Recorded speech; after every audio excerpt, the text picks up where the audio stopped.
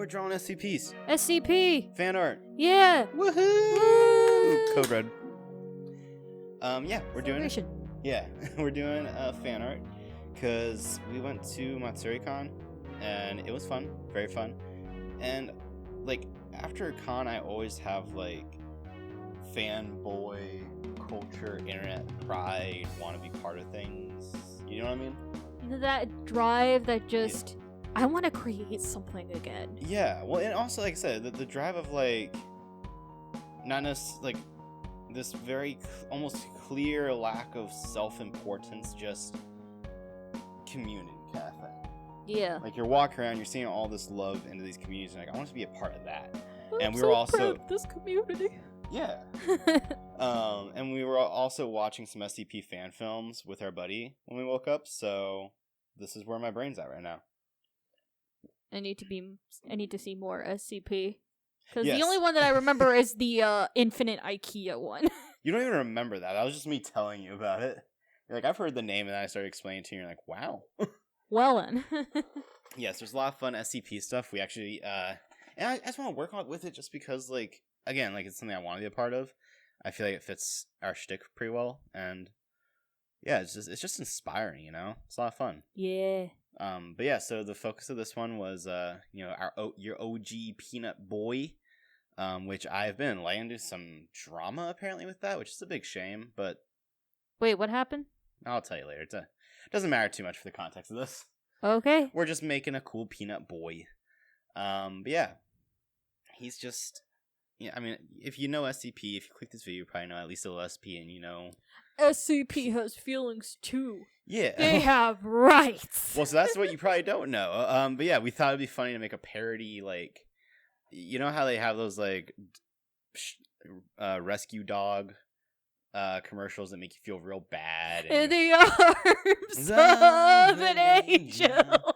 And I thought that would work really well for SCP-173, because in the classic photos, he's always in a literally poop-covered room, just facing a corner, all sad. And I thought a close-up on, very, like, those... very Binding of Isaac, just, like, yeah. all just, like, So I thought, crying. like, that classic wide shot, and then just zoom in on his sad face would be funny, and then you'll see where it goes. Because, yeah, if you notice from the sketch to the end, the composition changed a little bit, because, again, I thought that wide shot with all the space to the right would fit text there. So like, instead of text boxes, let me just see if I can put it into the composition. And then you realize, wait, that's not how it works out. Yeah, Let me fix it. That's what art is. Yeah, just a little bit. I mean, again, that's the beauty of digital art, is like I can go through and do this is also where I futzed around. Like, any long pauses was me looking at reference, because I remember his face a certain way. I actually thought all of the face was painted on, but the eyes are actually like there, and like there's an actual mouth. I think. I mean, this is all obscure photos, but that was something I kind of like picked up on. I was like, ooh, that's more fun then. So, and I played with like how dirty I wanted him to be. He's a dirty, dirty boy. He is. I mean, it was Go get a bath. Well, that's actually a poor D class's job. They have to go in and try. So again, SCP-173. You know the basic rules, right? Right, Ace? Very vaguely. So you need to be looking at him at all times. If he is not being observed, he will murder.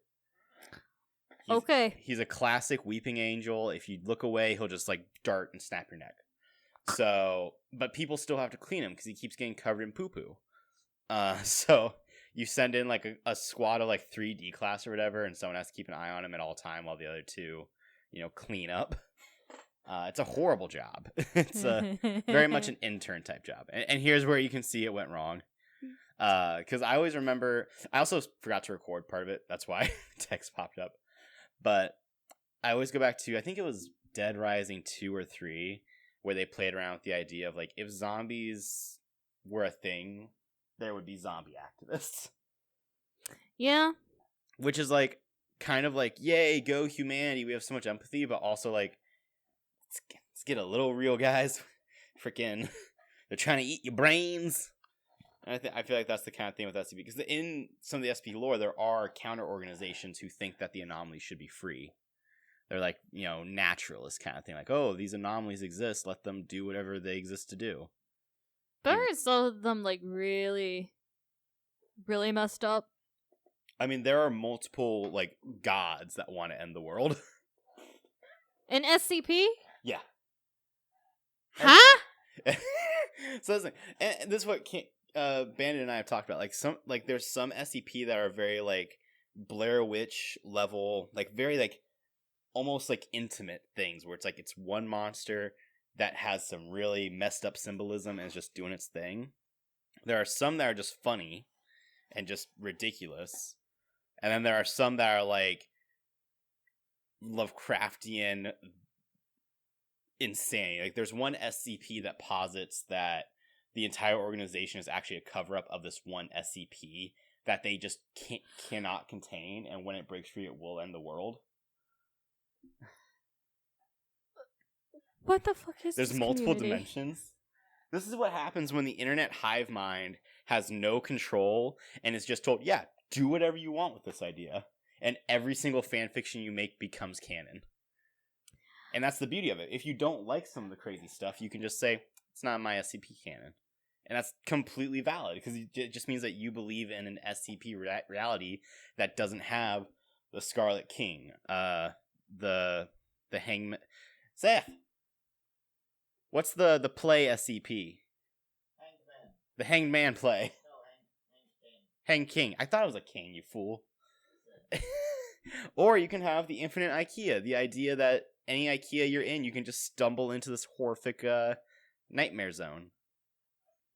It's just, SCP is fun, and I want to make things, because especially like making stories based off like the actual workers, researchers, and MTFs there, like their daily lives, I think is really interesting. Like, what does it mean if you live in this kind of insanity world? How do you cope with that? So, but yeah. The call 1-800-CRACK was, well, again, kind of a last-minute idea I had.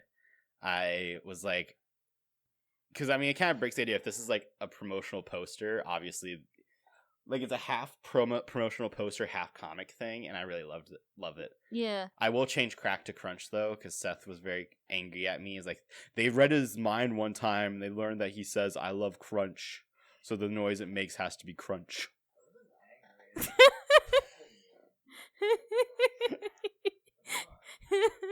Seth was an angry boy. He's an angry boy. You're sounding angry right now. But yeah, hopefully you guys like this. If you do, I would love to put this up on our Etsy store, because I think it's a lot of fun. And like I said, I want to make SCP things and all that. So It's gonna be a great time. yeah.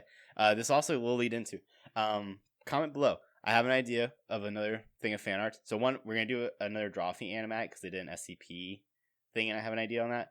But I also want to make a series of horror fan arts of classic slasher villains, Jason Voorhees, Freddy Krueger, The Thing, what have you, as magical girls.